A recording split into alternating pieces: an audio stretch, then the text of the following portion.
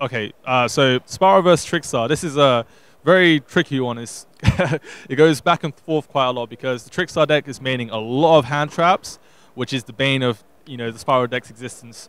But SPYRAL's counter really is summoning any monster. SPYRAL Tough or SPYRAL Super Agent. They're 1900 beat sticks, really big, really powerful, and Trickstar have a huge issue getting over them unless they draw cards like Honest, Scapegoat, or Go Through.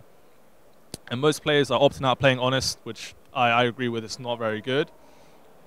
But yeah, so now that leaves you down to drawing 4 cards to be able to win a certain matchup, which isn't very reliable. But if they do hit their hand traps and stop SPYRAL from playing and do lots of damage with cards like Licorice, Candina, and Lilybell, that does a lot of damage, then Trickstar can win. Whereas if it's SPYRAL combo, then there's no way the Trickstar deck winning. But yeah, so it's very back and forth. Just relying on who draws their power cards. And yeah, that's really it. So one of the biggest topics this weekend probably will be the SPYRAL versus Trickstar match. The thing which decides this matchup a lot is like which version of SPYRAL is played the most.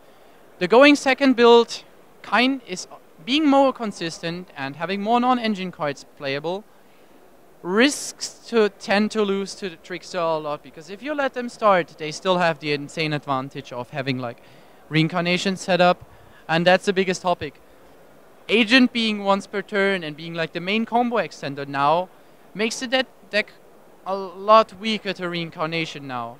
And as we know, the Trickstar deck plays a lot of hand traps, a lot of non-engine cards which are specifically dedicated to SPYRAL. So you have a hard time to establish your normal game plan. But on the other side, there's specific ways to play against Trickstar which you can utilize to get an advantage. I always compared the deck to being like Paleo, for example. You need to play the game a bit slower to win. Like, you can't really combo off. You can't expect to play through 13 hand traps on your first turn. But especially cards like Rescue, which perpetually get you resources, and SPYRAL Resort being also a card that just gets you a surge every turn.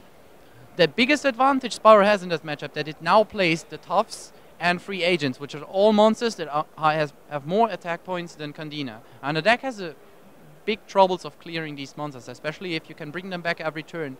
Use Big Red, you have Last Resort. You just have to get into another game plan away from your combo style, set up a big field. Of course you can still do that, but it's not that likely that it will resolve. I definitely think the player who gets to start has an advantage here, even more if the SPYRAL player is choosing the going first build. But it's an interesting matchup, and I think people really need to test that matchup a lot, because those are the 2 decks I expect to see the most this weekend. I think the SPYRAL versus Trickstar matchup is again quite highly dependent on the dice roll. The SPYRAL wants to be able to go off and make its board before the Trickstar player gets a chance to set any trap cards, but the Trickstar player needs to be able to set up and potentially find its way to Trickstar Reincarnation or Solemn Strikes before the SPYRAL player can establish that board.